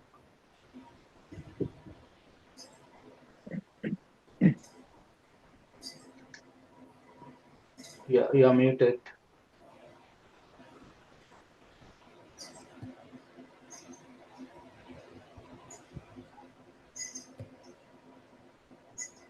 Brito, can you hear me? You have to unmute yourself.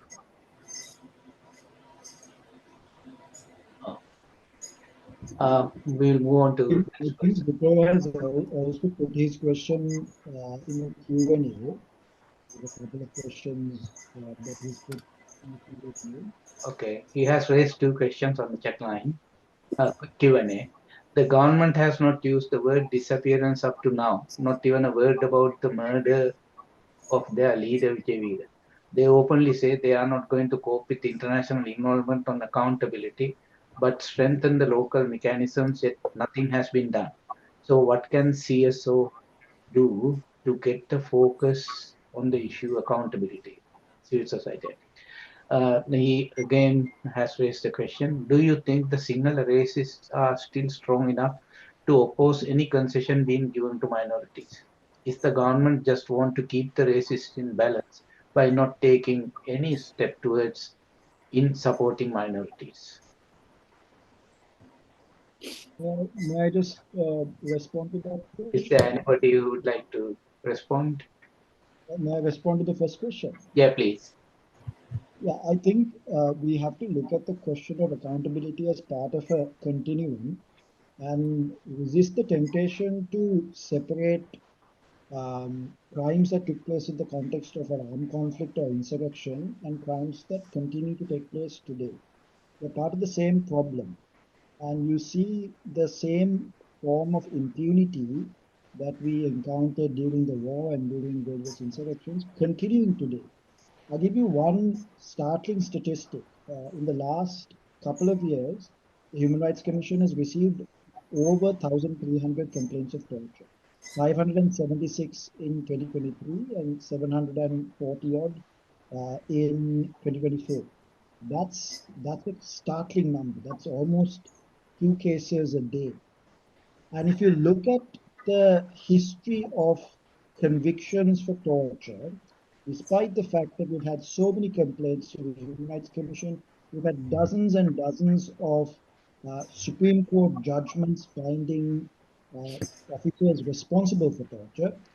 Despite all, in the 31 years since the Torture Act was passed in 1994, we've had only around 100 prosecutions and 6 convictions. That was a statistic that came out in a recent study. So our problem of impunity is actually much, much more systemic than episodic.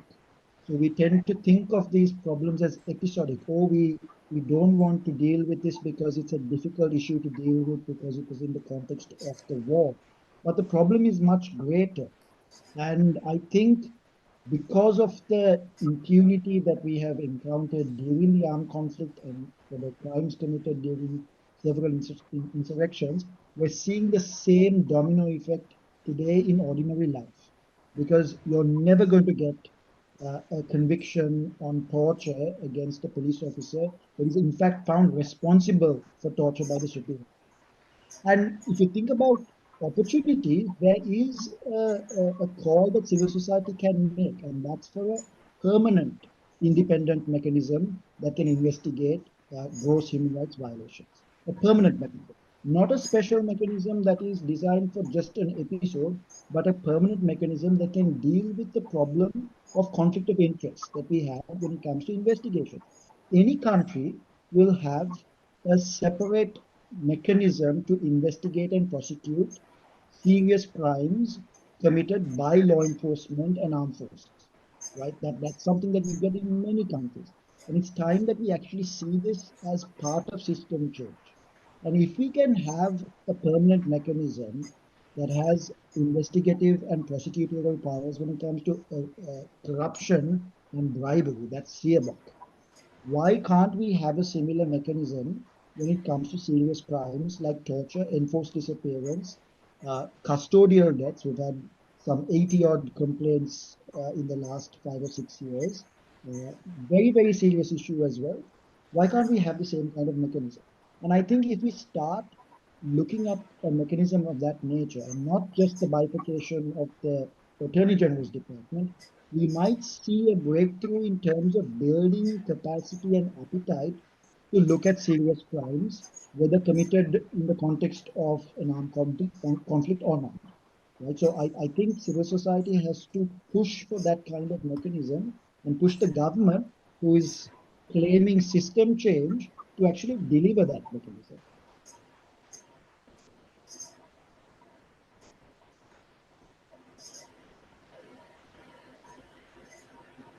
Well, I think you're on mute. Lionel, I just want to add to what Gehan said.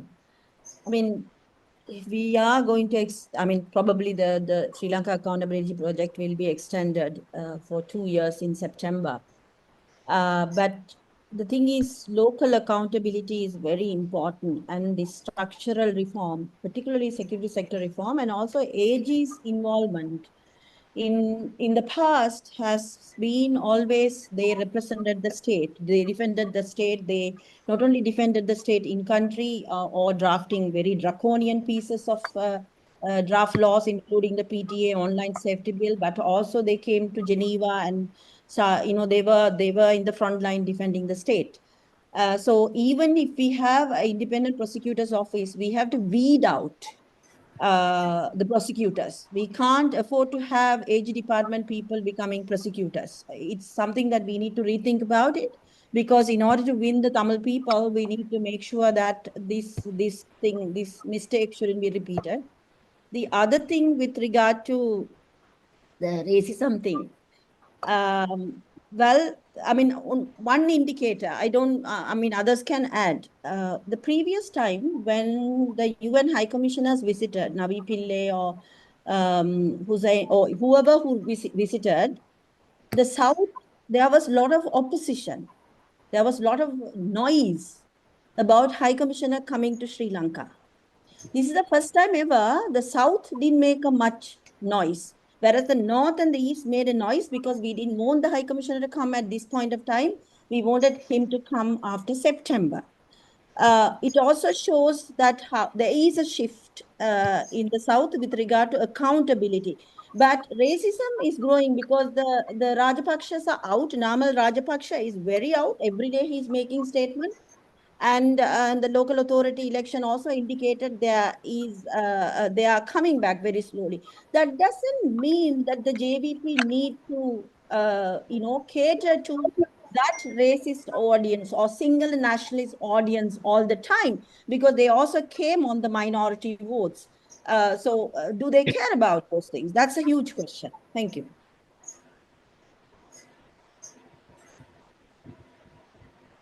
Could I ask you a Lion, question, if that's all right? Well, may I ask? Lionel, you are Muted. need to unmute. Sorry, Yes. Anthony, would you like to speak? Unmute yourself and raise the Anthony said that he didn't have any questions to ask, right? Yeah. Okay. Then we'll move on to Soma. Yamuna? Yeah.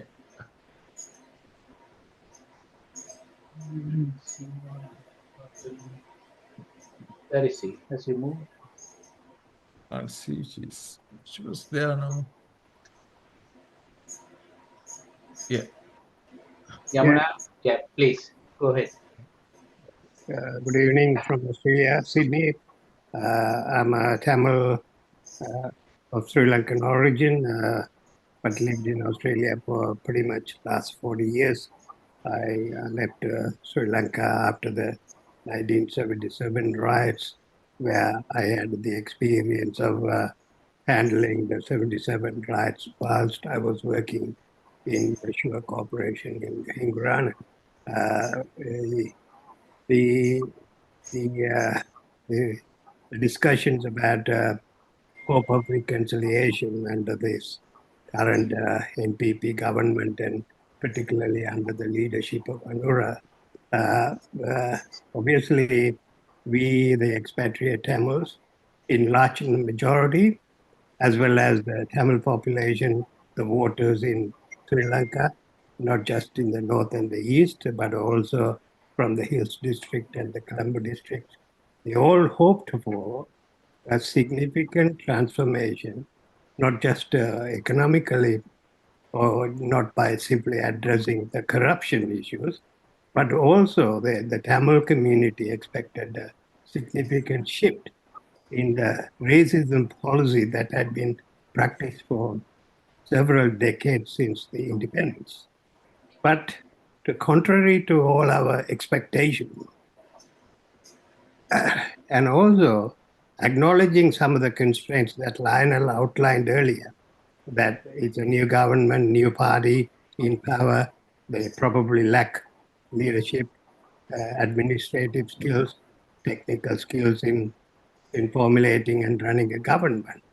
Nevertheless, though, I was expecting a true and sincere leadership from at least some of those who got elected to the parliament, particularly Anura or the Attorney General or the Minister for Justice or whoever, have shown no lack of interest to address even very simple issues that affect Tamil's expectation. For example, genocide monument that was done recently in Canada. I have seen very creative writing by Sinhala masses, numbers of writing on Facebooks and so forth, targeting these Tamil people in Canada as well as overseas and undermining the genocide claims by the Tamil people. Likewise, when the bodies were being uncovered in Chenmani, what has the NPP government did? Did Anura even make a statement that his government would, or has he directed the AGs of it to support, aid, and cooperate with the human rights counselor to investigate these mass graves? No, nothing. So that government, NPP government, has failed the expectations of reconciliation from this government, or for that matter, any government in future. That is the kind of the situation I see. Yeah, people are writing in the Facebook, Sinhalese people are writing, saying Chemmani bodies are not military killings. They're claiming, some of them are writing, claiming they are LTT murders. How dare we could expect, the Tamil community could expect a change that can happen under this NPP government? Very disappointed. I just wanted to express my frustration because Lionel knows from last year I was trying to pacify our Tamil communities here in Australia, to provide the support, moral support to the NPP government so that we can move on. But my expectations are tarnished. Thank you, Amra. Thank you. I think we made a commentary. So I think, do you expect any responses? I'll let it go. Last question is from Raj Siva. Yeah. Can you hear me? Yes. Good evening, all of you. It is a very good discussion. I'm Raj Sivanathan from Melbourne, Australia. We have an organization called Well-Fishers of Tamils in Sri Lanka, and we've been campaigning for stability and economical development needed in North and East. To get the stability and development for North and East, we need to have a proper devolution of powers should be implemented. Then based on that, we formed this association 2 years ago, and we've been working with the previous government also to implement the Provincial Council and 13th Amendment in full, and same way that we've been pressurizing this NPP government.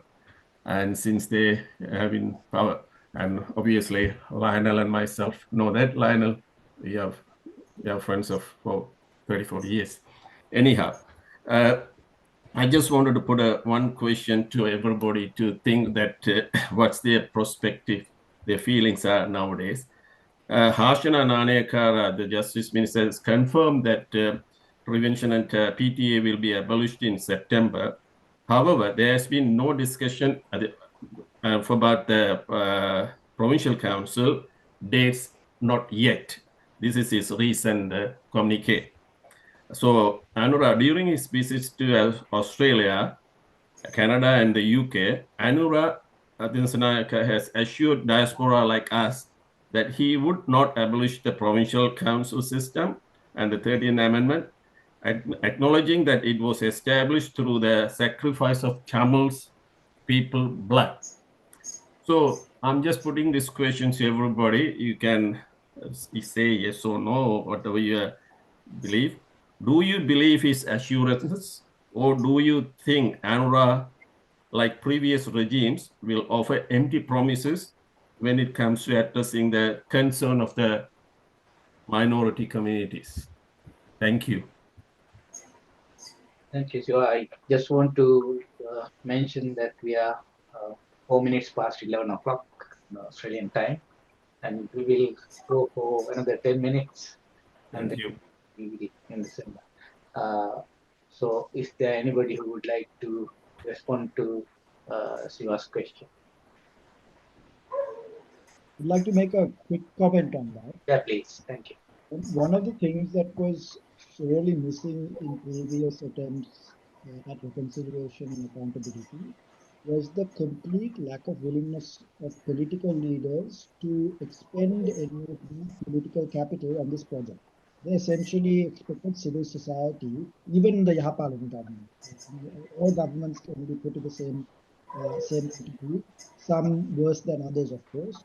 But essentially, leadership never really wanted to expend political capital on this project.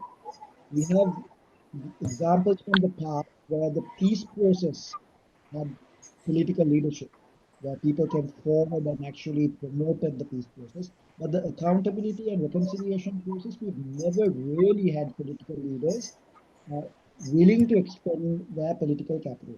I think the one exception may have been Mangala Samaraweera, who was willing to actually come forward and be the face of some of those activities. But largely speaking, we have never seen that. And therefore, there's a complete disconnect between the project as far as the international community and even the victim community is concerned and their dealings with government, and what the Sinhala majority community of the South and the rest of the country experience. There's like two different universes, parallel universes that exist. And no project can succeed if those universes are not bridged by a legitimate government with political capital to spend. Now we have a government with oodles of political capital. And really, it is a litmus test to see whether they will actually expend any of it in trying to convince the Sinhala South that this is important. There's no point in trying to continue the conversation with victims and international community without us seeing a parallel process in which the South is engaged constructively on the need for this project. And until we see political leaders addressing the South, I think we're in for another cycle of show and tell on the management of internationals and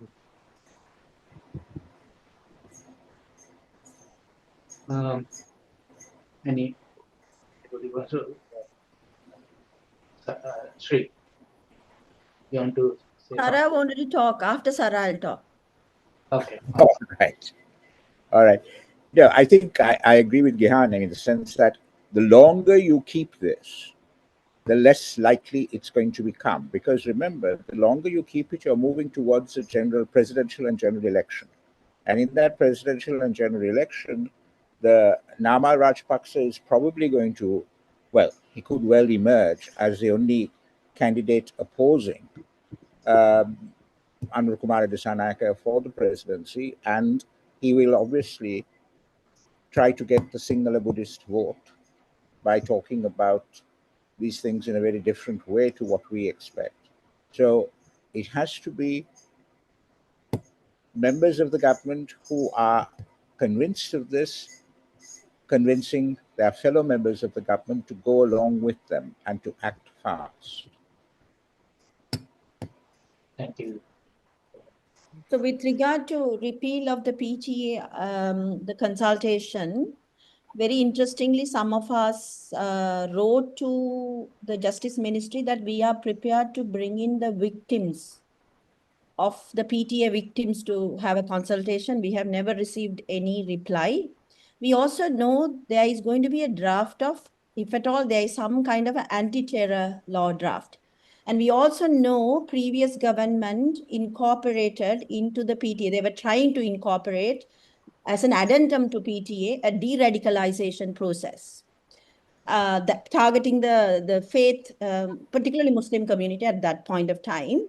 And then the anti-terror draft had military de-radicalization and rehabilitation process built in, right? So if at all, if they are going to do an anti-terror draft or anti-terror thing, and the international community is going to jump in and give, because you know what is happening globally. And in that context, anything that international standard, now we need to question the genocide in Sri Lanka, the genocide in Gaza, what the countries are doing. I mean, many of us who lobby in Geneva with the US government, German government, and all these governments which are supplying weapons for another genocide, we are trapped, right? So we need to be very careful.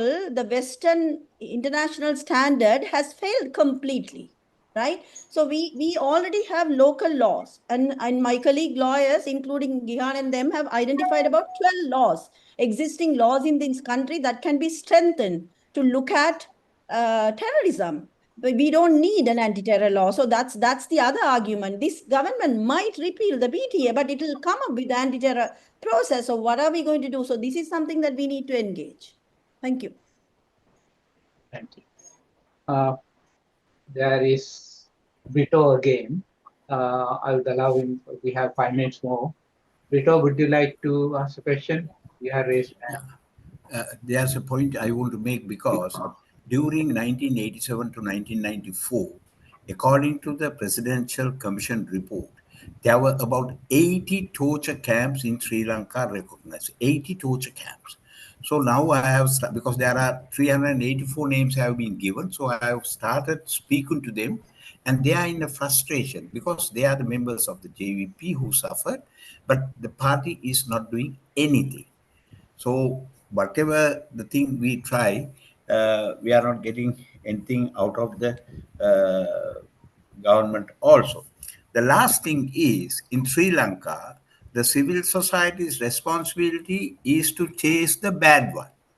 Even in 2015, we did chase away the bad one. But after that, the civil societies couldn't keep the pressure on that Yahapalne government, and we got the result.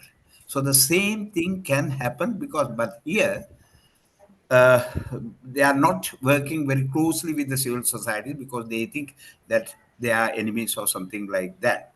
So I think we have to think about how we are going to work on this, because if this government fails, as Shreen and Sarah said, Namal is putting his head in, and what we are going to expect out of it. So thank you very much.